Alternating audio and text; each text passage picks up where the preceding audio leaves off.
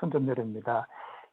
사실 저도 지금 뭐 내양해운 토론다로 나섰지만은 내양해운에 있은 지가 뭐 아주 짧습니다. 그렇지만 오늘은 뭐 내양해운의 현황 뭐 그 정도 주요 이슈 정도 소개하지 않을까 싶습니다. 얘기는 잘 들립니까? 예, 잘 들립니다.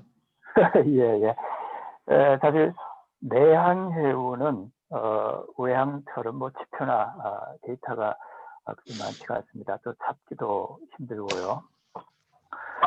그래서 그 제가 지금 계속적으로 말씀드린 부분은 다행스럽게도 이제 KSA 한국해운조합에서 자료를 착실히 좀 발표를 하고 있습니다.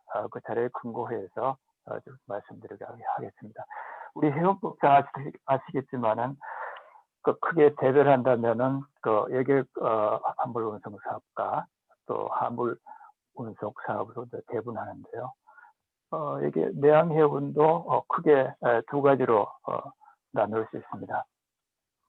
첫째는 이제 그 여객 운송 사업이고 두 번째는 화물 운송 사업으로 좀 분류를 해보자면은 뭐 여객 운송 사업은 뭐 제 전공 분야는 아닙니다만은 우선 그 여객 운송 사업의 과거 10년간의 데이터를 좀 보게 되면요. 2010년부터 19년까지인데요. 업체나 선박이 한마디로 정체 상태이다 이렇게 좀 표현할 수가 있습니다.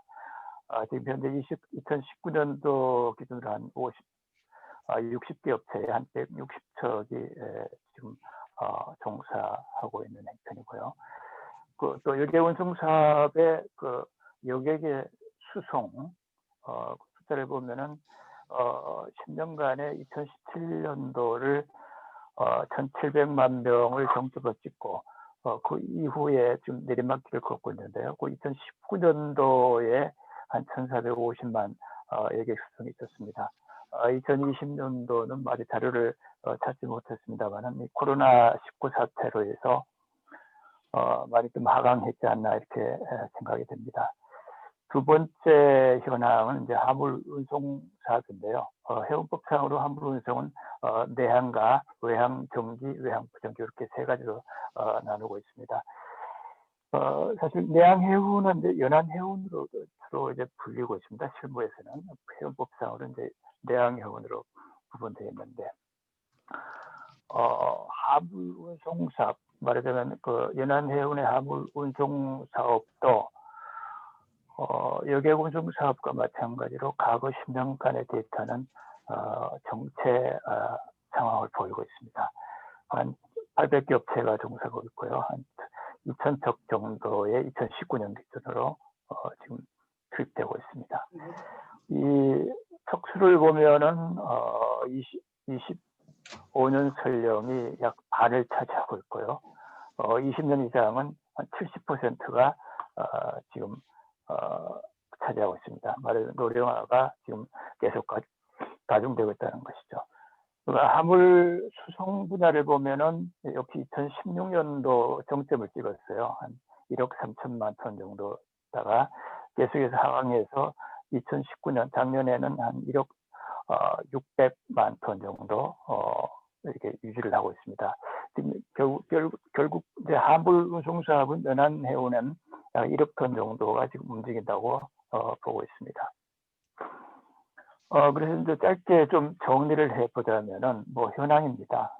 연안해운의 현황은 사실 업체라든가 선박의 투입 규모를 보면은 과거 10년간 정체 상태에 있다 이렇게 좀 말씀드릴 수 있고 오히려 수송량은 계속해서 좀 감소하고 있던 그런 것으로 정리를 할 수 있고요.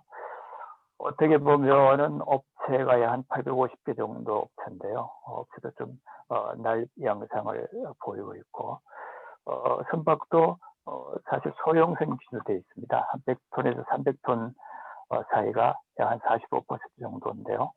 소형선 위주로 해서 노령화가 지금 가속되고 있습니다. 2020년도 자료를 확보하지 못해 좀 아쉽습니다만은 코로나19 사태로 해서 실적이 저조할 거로 보입니다. 이상 간단히 연안해운에 대해서 현황에 대해서 좀 말씀을 드렸습니다. 예, 감사합니다. 뭐 연안 여객 운송도 그렇고 화물 운송도 그렇고 지금 정체 상태라는 것으로 정리를 할 수 있을 것 같습니다. 자, 다음은 그 권오인 사장님에게 마이크를 넘기겠습니다. 제가 맡은 분야가 외항하고 그 물류 분야인데 데이터보다는 전체적인 흐름을 좀 설명을 드리고요. 조그맣게 저 데이터를 백업을 해드리겠습니다. 올 한 해는 그 코비드 19이 전 세계에 엄청난 그 파장을 불러일으켰습니다. 해운도 예외가 아니어서 그 1분기, 2분기까지는 전 세계가 물동량이 현저히 감소하는 그런 사태가 발생이 됐고요. 그 메가 얼라이언스 처지가 되고 난 이후의 변화 하나는 컨테이너 쪽은 선사들의 반응이, 시장 반응이 대단히 신속해졌다는 겁니다. 그래서 코비드 19이 발생하고 각국이 록다운을 함과 동시에 거의 그 메가 얼라이언스 쪽에서 순간적으로 한 30% 정도의 공급을 감소시켰습니다. 그래서 상반기를 넘겼고요. 제가 드리는 말씀은 컨테이너 전기선 분야입니다.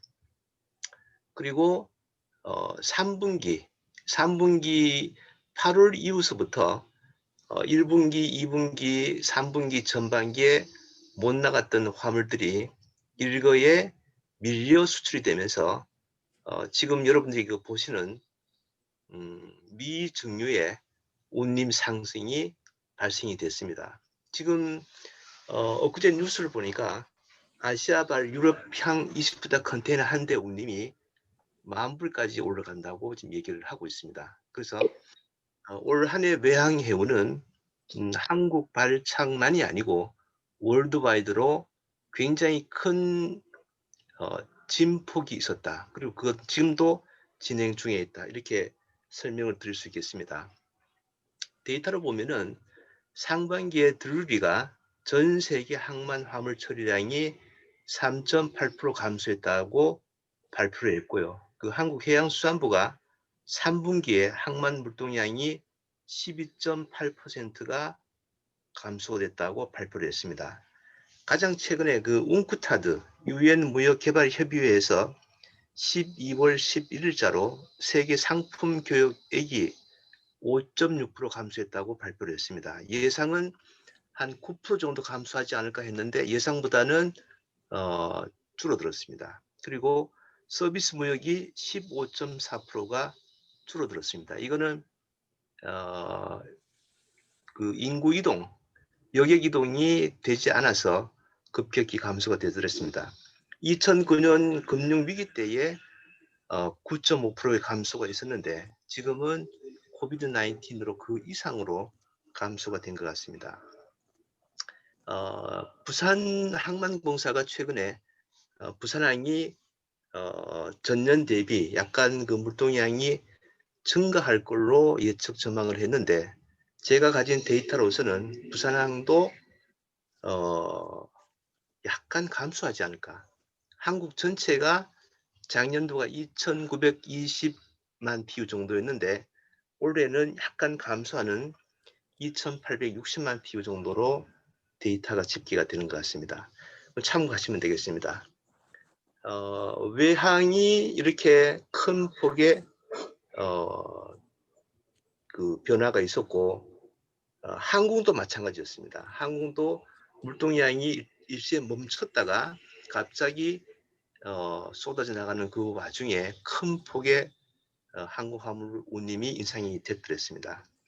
그리고 외항 쪽은 올 한 해에 그 선원 문제가 크게 대두가 됐습니다. 그 선원 교대가 제때 이루어지지 않는, 그리고 항공은 항공 크루가 교대할 수 있는 국가가 대단히 제한적이었습니다. 그래서 이 사태는 지금도 진행 중인데 굉장히 그 당사자들은 어려움을 겪고 있는 그런 상황입니다.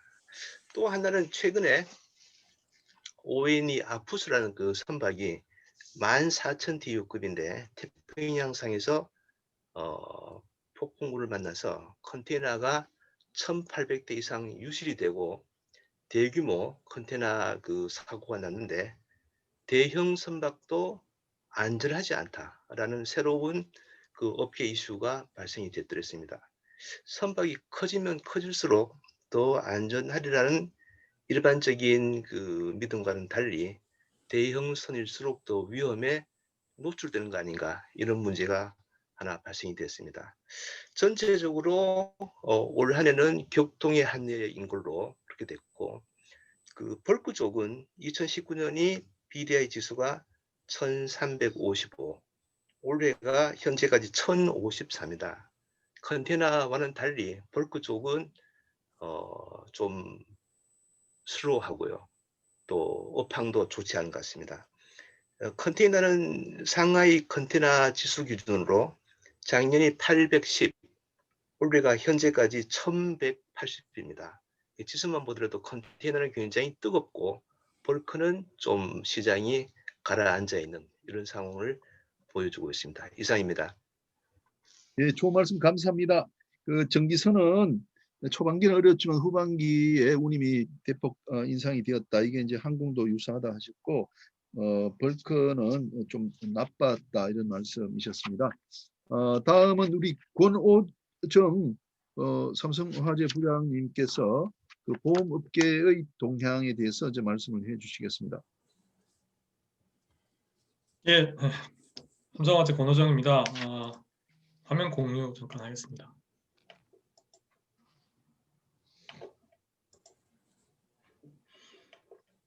보이시죠? 아직인데요?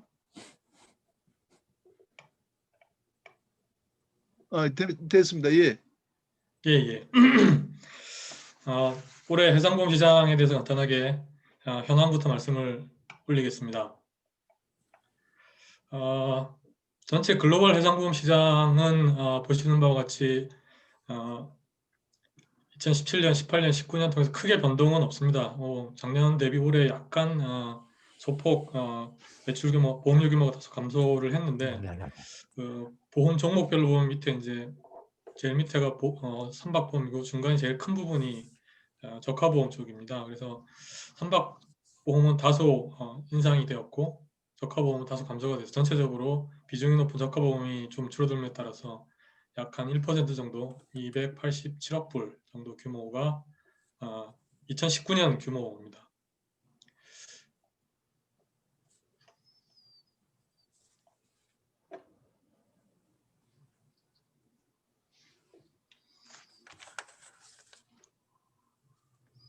예, 매출 구성은 아까 보신 바와 같이 이제 주로 반 이상이 글로벌 해상보험 시장의 반 이상이 적하보험 관련된 보험료고요.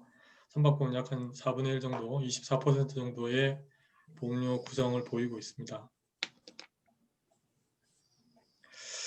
글로벌 보험 시장의 적하보험 쪽에서 보면 주로 국제 무역 물동량의 변동에 따라서 그 보험료 수준도 움직이는데요. 물론 이제 물동량에 후행하는 내용을 보이고 있고 환율에도 영향을 많이 받습니다. 적하보험 규모가 상대적으로 선박보험에 비해서는 큰 규모가 아니다 보니까 개별 단위로 보면 그래서 이제 글로벌 시장 거래보다는 지역이나 국가별 단위 거래가 많습니다. 로이즈 영국 보험시장, 세계 보험시장의 중심이라고 하는 로이즈의 적하보험의 비중이 약 한 7% 정도 되는 반면에 중국, 일본, 한국, 중국이 그보다 훨씬 크고요. 일본도 로이즈에서 인수하는 적하보험 규모보다 큰 현상을 보이고 있습니다. 선박보험 측에서 보면 전 세계 선제 규모가 매년 이제 증가를 함에도 불구하고 이 보험 시장 내 이제 보험자 간의 경쟁 혹은 선가 하락으로 보험료 규모는 그대로 유지를 하고 있습니다. 다만 이제 이게 경향이 바뀐 게 2019년부터는 그간의 누적되어 온 수익 악화 요건이 따라서 해상보험의 인수력이 감소하고 있는 추세를 보이고 있습니다. 따라서 2019년을 기점으로 해서 해상보험의 전반적인 가격 인상 추세가 본격화된다라고 볼 수가 있겠습니다. 이거는 해상보험 요율 인상 테이블인데요. 맨 위에 이제 적합원부터 중간에 블루워터 헐, 이제 외항의 이제 선박, 브라운워터 헐 내항 대우선 보면 요율, 그러니까 갱신할 때 보험료율의 변동 추세가 보시면 알겠지만 다 인상 추세고 10%, 뭐 심지어 스탁스푸드 같은 경우는 60% 인상까지 요율 인상이 되고 있습니다. 오른쪽에 캐파시티는 인수 여력인데요. 보험사들이 해상보험 관련 인수를 줄이거나 혹은 인수 중단하는 경우가 많아서 이렇게 다 하향 내지는 유지 쪽으로 가고 있습니다. 이거는 P&I도 마찬가지 추세입니다. 이거는 제너럴 인크리스, 즉 이제 선납보험료 어드밴스드 콜의 정년 대비 인상폭을 연도별로 히스토리로 정리를 한 것인데요. 주로 여기 보시는 인터내셔널 P&I 클럽에 보면 맨 밑에 이제 그룹 에버리지라고 있습니다. 각 그룹 그 P&I 클럽별로 그 인상률이 정리가 되고 있는데 전 세계 평균이 이제 그룹 에버리지라고 봤을 때 2016, 17, 18 이렇게 거의 인상이 없다가 2019 0.4, 2020 4.2, 2021년 올해는 그러니까 내년 갱신이 지금 이제 발표되고 있는데 6.5% 인상까지 발표가 되고 있습니다. 우리나라 해상보험 규모는 해상보험 전체적으로 볼 때는 2019년 기준으로 약 5,656억 원 전년 대비 소폭 인상했습니다. 그 전에 한 5, 6년, 크게 봐서 한 10년간 계속 이제 보험료 규모가 줄고 있다가 2018년, 19년에 이제 정체를 보이고 이따 말씀드리겠지만 21년에는 이게 이제 올라가기 시작하는 현상을 보이고 있습니다. 매출 구성은 아까 앞에 보던 글로벌 시장과 달리 저희 우리나라는 거의 절반 정도가 선박보험과 이제 옵쇼 관련한 매출이 절반이고요. 나머지 적합보험이 있습니다. 말씀드렸듯이 가장 최근에 2019년 1,9월 대비 2020년 올해 1,9월 3분기까지 보험료 추이 변동을 보면 적합보험은 8%, 선박보험은 24% 이상의 인상폭을 보이고 있습니다. 원인으로 보면 아까 보신 이제 전체적인 글로벌 시장의 가격 인상 추세에 더해서 그간에 겪었던 우리나라의 대형 해난 사고로 인한 손실이 반영된 것으로 보이고 2019년에 선박보험 원수보험료 업계 전체 손해율이 약 한 91.5%로 여러분이 익히 알고 계신 여러 큰 대형 이제 침몰 혹은 이제 좌초 사고들로 인한 그 효과가 20년 올해 이제 나타나 그것이 반영되기 시작하면서 요율이 이렇게 보험료가 많이 올라가고 있는 것으로 보입니다. 현황을 말씀드렸고요. 그 이슈 코로나 이슈도 역시 이제 보험업계에서 큰 이슈 중에 하나였습니다. 요거 말씀드리겠습니다. 적합보험 쪽에서는 이 코로나로 인해서 특정 지역의 선박 취향이나 화물 인도 지연에 따른 이제 화물 집적이 증가함으로써 리스크 애그리게이션, 즉 이제 어떤 지역이나 항구에 뭐 위험이 누적되는 이제 이슈가 많이 생겼습니다. 위험이 누적된다는 얘기는 그만큼 보험 캐파시티가 그만큼 필요한데요. 일시적으로 많이 필요한 하는 건 사실 문제가 될 수도 있습니다. 뭐 이제 냉장 화물 같은 경우는 약간 화물의 특성에 따라서 이제 보관 장기화되면 화물 손상 가능성도 있겠죠. 그래서 이제 업계에서는 우리나라뿐만 아니라 전 세계에서는 이 팬데믹 면책 약관을 도입을 하고 이게 올해 4월 이렇게 이제 새로 그 면책 약관을 여러 종류로 보종별로 도입을 하고 있습니다. 적합보험뿐만 아니라 전 해상보험이 있어서 기본적으로 모든 계약에 다 첨부하도록 이렇게 하고 있습니다. 선박보험도 뭐 아까 크루즈를 하면서 말씀을 들으셨겠지만 특히 이제 여객선이나 크루즈 쪽에서는 운항 감소하고 중지에 따라서 중지가 되니 당연히 사고 발생의 감소 요인인데요. 반면에 이러한 이제 계류하는 선박들이 어떤 지역에 몰려 있다 보니 이러한 선박들로 인한 역시 리스크 애그리게이션 문제가 제기되고 있습니다. 또 이제 이런 코로나로 인해서 사고가 났을 때 교체 부품의 공급이 더디다든지 잘 안 된다든지 혹은 필수 작업 인원의 투입이 지연된다든지 해서 사고 발생했을 때 수리비 증가가 요인된다는 우려가 제기되고 있고요.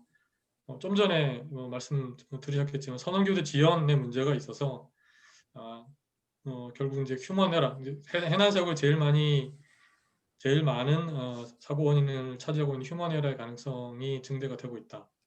또 그 선박보험을 가능케 하는 기본적인 어떤 요인 중에 하나가 서베이, 그 선박이나 아니면 저가를 이제 보험 인수나 혹은 유지를 위해서는 서베이를 많이 진행을 하는데, 코로나로 인해서 서베이 인원이 투입이 잘 안 된다든지 뭐 검사나 비상 대응에 관리상의 혼란이 이제 발생이 하고 있습니다. 실질적으로 저희도 조선소의 이제 서베이 보험 인수의 조건으로 서베이를 실시했었어야 되는데, 이런 문제로 이제 인원이 투입되지 못하면서 불가피하게 이런 어떤 서티 연장을 할 수밖에 없는 상황이 겪고 있는데, 이런 부분은 향후 이제 리스크 증가 원인, 우리가 알지 못하는 증가 원인이 되지 않을까 하는 생각을 하고 있습니다.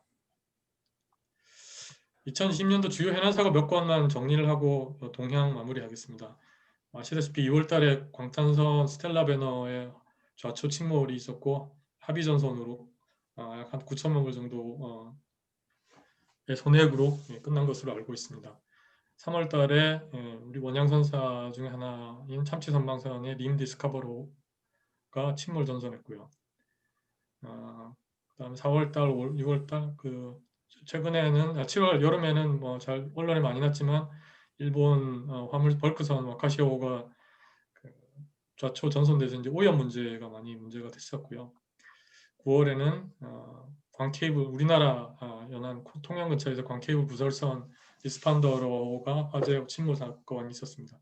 좀 전에 말씀 들으셨겠지만 컨테이너선 ONE 에이포스가 11월 말에 황천도에서 컨테이너 유실 사고가 있었는데, 물론 보도에 따르면 약 한 2억 불 정도의 손실이 예상된다고 보도되고 있습니다. 이상입니다. 예, 권우정 부장님 좋은 발표 감사합니다. 전체 세계 그 보험 시장, 해상 보험 시장 그리고 우리나라 보험 시장에 대한 자료가 좀 도움이 많이 될 것 같습니다. 다음은 정문기 그 박사님께서 좀 화주와 또 물류 업체의 이야기를 해주시겠습니다. 정문기 박사님 부탁드립니다. 네, 안녕하십니까. 한국미래물류연구소의 정문기입니다. 올해 그 2020년 물류 및 공급 사설인 SCM 측면에서 동향 추이를 좀 먼저 보도록 하겠습니다. 올해 1월은 아시는 바와 같이 이제 중국 우한 폐렴이 발생함에 따라서 2월부터는 중국 지역의 생산이나 그다음에 자재 업체들의 자재 공급 이슈가 발생을 했었습니다. 그리고 이제 3월부터는 이 코비드19의 글로벌 확산으로 해서 그 각 지역별 국가별로 이제 락다운 조치에 따라서 이 디맨드 부분이 수요가 그 감소를 하고 그 공급 부분은 이제 과잉 상태로 발생을 하였습니다. 그런데 이제 5월부터는 그 글로벌 락다운이 그 완화됨에 따라서 이제 북미 물동량, 북미 수요 및 그 유럽 중심의 수요가 이제 증가가 지속이 되었고요. 현재 8월부터 연말인 현재까지 뭐 선사 간의 합종 연행 등 선사 주도의 시장이 형성되고 있고, 북미와 유럽 물동량이 증가되고 있는 것뿐만 아니고 시장 운임 상승에 따라서 선복 부족이라든지 베슬 스페이스 부족이나 엠프트 컨테이너 부족이 심화되는 현상이 계속 지속되고 있는 상황입니다. 이와 같이 이제 올해의 이제 물류 동향을 좀 간단하게 정리를 한다면, 물류와 공급 사슬 측면에 리스크 관리 부분, 리스크 관리의 중요성, 그리고 국제 해상 운송 측면에 베슬 스페이스 확보인 선복 확보하고 공컨테이너 확보를 통한 적시 공급의 중요성이 다시 한번 생각해 보게 되는 그런 한 해였다고 생각이 됩니다. 특히 올해 그 한국발하고 중국발 국제 해상 운임이 그 북미 물동량 증가하고 유럽 시장의 수요 증가, 그리고 이제 선복 이슈, 공컨테이너 수급 부족에 따라서 해상 운임도 이제 상승을 했습니다만 그 대형 화주하고 전기선사가 계약한 장기 운송 계약의 운임하고 그 시장 운임의 격차가 아주 크게 나타났던 것도 하나의 현상이었습니다. 지금 이제 연말인 현재는 그 국제 해운 선사하고 그 해상 운임에 대한 글로벌 비딩이 이제 진행되고 있는 상황인데요. 그 내년 상반기 운임 같은 경우는 모든 분들이 이제 예상하고 있지만 올해 대비해서 그 선복 이슈라든지 공 컨테이너 이슈 등으로 인해서 이제 인상이 될 거로 예상을 하고 있습니다. 좀 더 상세한 내용은 이제 뒷부분에도 좀 말씀을 드리고요. 그래서 내년 1사분기까지는 이런 베슬 스페이스 부족이라든지 공 컨테이너, 엠프티 컨테이너 부족 현상이 심화가 될 것으로 예상이 되고요.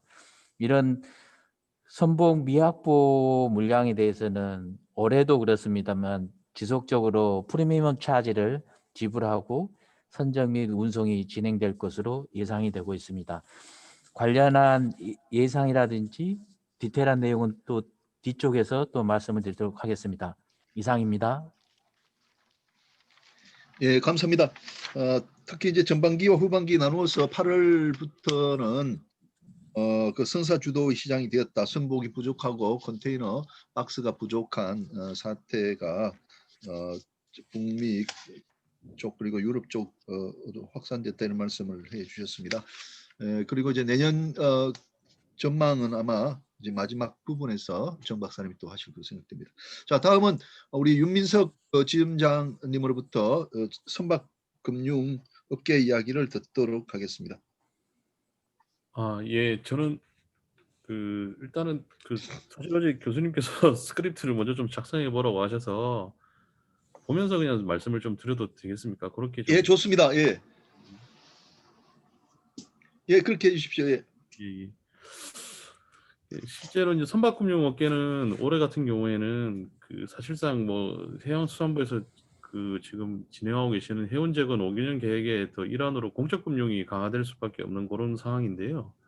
제가 쭉 적어봤는데 이제 실질적으로 올해 같은 경우에도 뭐 전년도 전전년도 마찬가지지만 국내 상업은행 같은 경우에는 아직까지도 금융을 거의 진행을 못하고 있는 그런 상황이고요. 잘 많이 못하고 있습니다. 그래서 결론적으로는 부산에 있는 그 해양종합센터, 뭐 산업은행, 수출입은행, 모욕보험공사하고 해양진흥공사, 자산관리공사를 통한 제가 그냥 이름을 붙여봤는데 이제 공적 선박금융 지원이 계속적으로 활발한 상황이고요.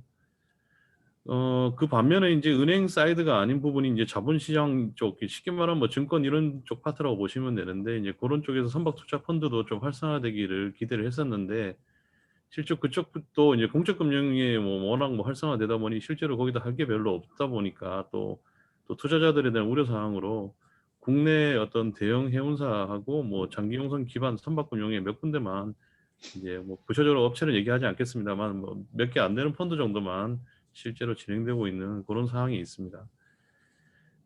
최근에 이제 뭐 코로나19 사태 경기 저하로 사실상 뭐 해외 같은 경우에도 중국의 한 리스금융 정도만 제외하고 나면 대부분 선박금융이 뭐 거의 철수하거나 내지는 축소하고 있는 상황인데 그런 와중에도 우리나라 공적 선박금융은 뭐 어느 나라에도 뒤처지지 않을 만큼 실제로 국내 해운사 앞으로 많은 금융 혜택을 제공하고 있습니다. 그래서 올해는 선박금융이 실제 공적 금융이 많다 보니까 그게 어떤 것들이 있었는지를 한번 제 나름대로 그냥 한번 조사해봐서 한번 쭉 적어봤는데요. 굵직한 것들만 몇 개 적어봤습니다. 이제 첫 번째가 이제 HMM입니다. 이제 뭐 잘 아시다시피 척당 한 1억 5천만 불하는 24,000 TEU 선박 12척을 이제 모든 금융을 완료해서 이제 만선치항까지 했던 것을 이제 아실 수 있을 거고요.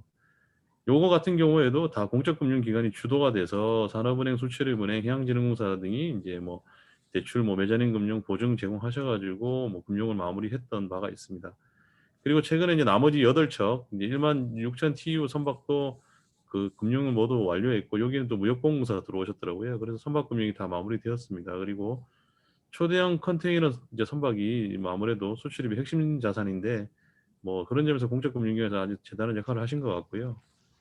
그다음에 국내 중견 해운사의 유동성 공급을 하기 위해 가지고 중견 해운사를 하면 이제 어느 정도 규모가 있는 회사들인데 어떻게 이 회사들의 유동성 공급을 해줄 거냐를 가지고 고민을 하다 보니 실제로 올해 그 정부 합동으로 기간산업 안정기금이라는 게 있었습니다. 그래서 근데 요게 해운하고 항공기 같은 경우에는 좀 제약 사안이 있다 보니까 차입금이 5천억 이상이거나 직원수 300 이상이라는 제약 조건이 있는 회사만 지원을 해주겠다라고 해서 사실상 해운 회사가 직원수 300인이라는 게 맞추기가 쉽지 않은 부분인데 그 완화가 좀 쉽지 않다 보니까 뭐 혜택을 받는 선사는 크게 뭐 잔금 상승 계열의 시노코 페트로케미칼하고 폴라리스 시핑 정도가 유동성 위험을 받은 걸로 알고 있습니다.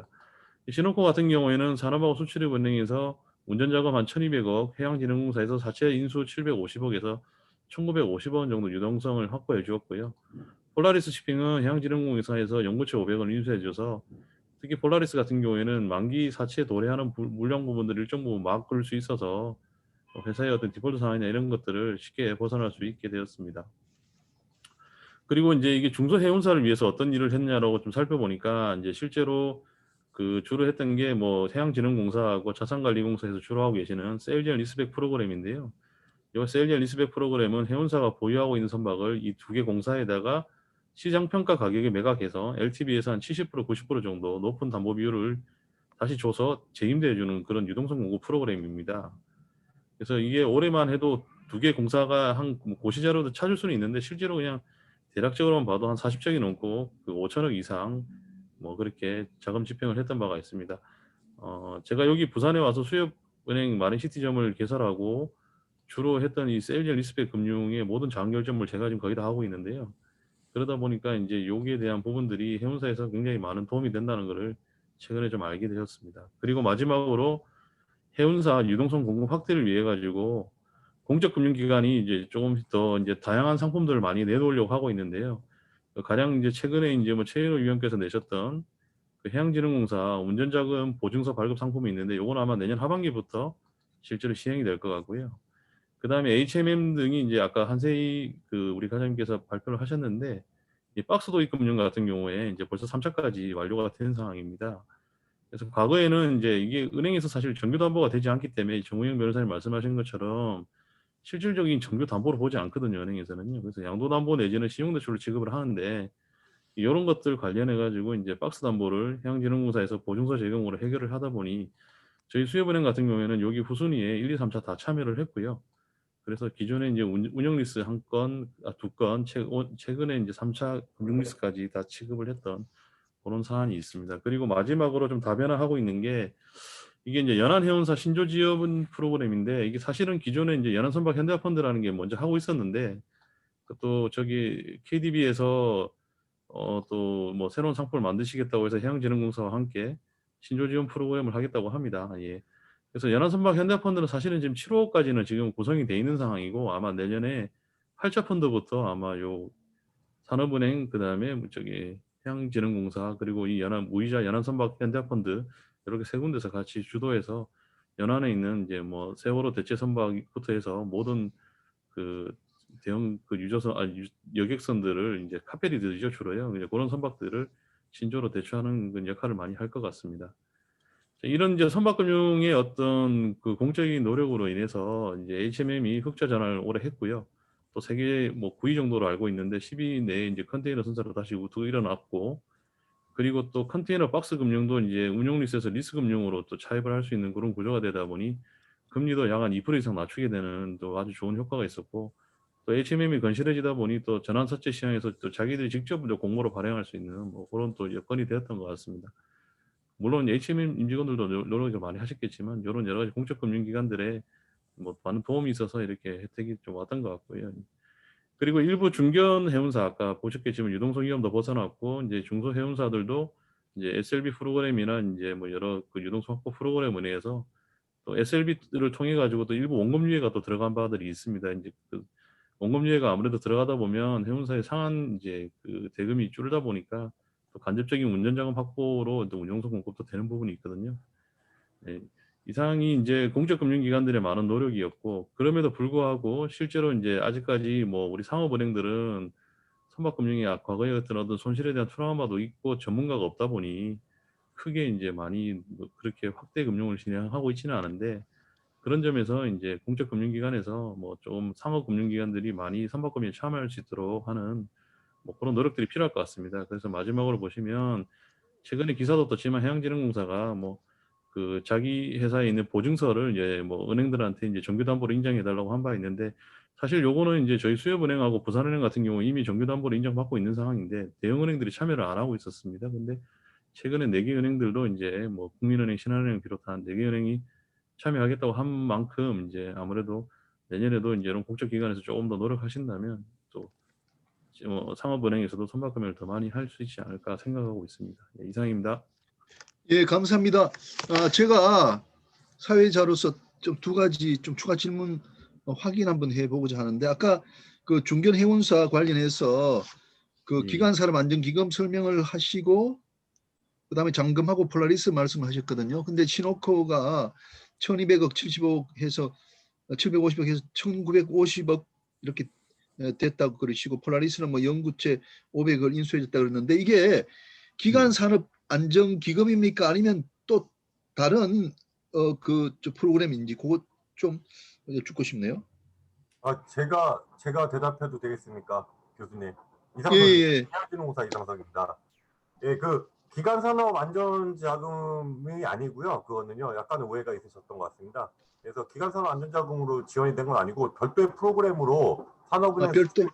예, 해진공이 금액을 갖다가 제출하게 투자를 하고 또 이쪽에서는 인수를 하고 이렇게 해가지고 별도로 한 거고요. 기간산업안전자금은 산업은행에서 진행하는 건데 그건 요건에 부합하지 않아서 그렇게 지원한 건 아닙니다. 1950억은 별도의 프로그램입니다. 그러니까 우리 해운계가 이 기간산업안전기금으로 도움받은 거는 지금까지 없는 거죠? 제가 알기로는 없는 걸로 알고 있습니다. 예, 아시아나마 알겠습니다. 네, 받은 걸로 알고 알겠습니다. 그리고요, 또 이거는 저 윤민석 그 제가 지점장한테 아까 그 컨테이너 박스 말씀하시면서 네네. 그 전에는 이제 뭐 그 전에는 리스로 아마 운용 리스로 아마 했던 것 같은데, 그러다가 이제 그 BBC, HP 비슷한 금융 리스로 해서 그 뭐라 그럴까, 이자율이라 그럴까, 이게 대출료가 2% 낮아졌다 하는데 그 맞나요? 아까 그 말씀하신 것 같은데. 그래서 실은 선수한테 유리하게 됐다. 네, 그게 뭐 금융리스를 해서 낮아졌다고 얘기하기는 사실 힘든 부분이고요. 최초에는 이제 운용리스를 했던 부분은 아까 오전에 설명도 나왔었는데, 그때 당시 HMM 신용도가 너무 좋지 않다 보니까 이제 KOBC, 그러니까 해양진흥공사의 자회사를 이제 차주로 해서 금융을 진행하고 그 KOBC 자회사가 운용리스 형태로 이제 HMM에다가 이제 박스를 운용리스를 빌려주는 그런 역할을 했었습니다. 그러다 보니까 이게 뭐 보증서는 있었지만 또 박스 금융을 또 처음 하던 단계고 또 HMM 신용도가 워낙 안 좋다 보니, 그래서 실질적으로는 그때 당시 금리가 굉장히 높았었는데요.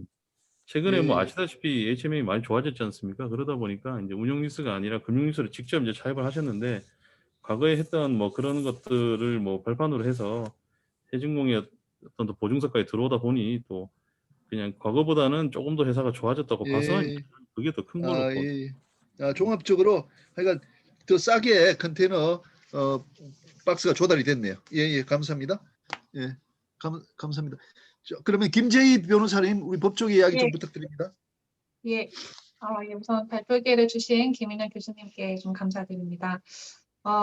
일단 올해는 이제 법조계와 이제 해상 변호사 업계 또한 이제 코로나19 팬데믹으로부터 큰 영향을 받았는데요. 이제 국내 해상업계에서는 이제 노무, 조선, 용선, 항해 등 이제 각종 분야에서 이제 코로나19로 인한 계약 불이행 분쟁이 좀 다수 발생을 하면서 과연 이를 이제 불가항력적인 사정으로 보아 이제 위반 당사자가 면책이 가능한지 여부가 이제 가장 큰 공통적인 화두였던 것 같습니다. 저희 법인뿐만 아니라 이제 많은 로펌들의 관련 질의가 많이 있었던 것으로 제가 알고 있는데요. 그래서 이제 다음 이제 법적 이슈 순서에서 보다 좀 자세히 말씀드리도록 하겠습니다.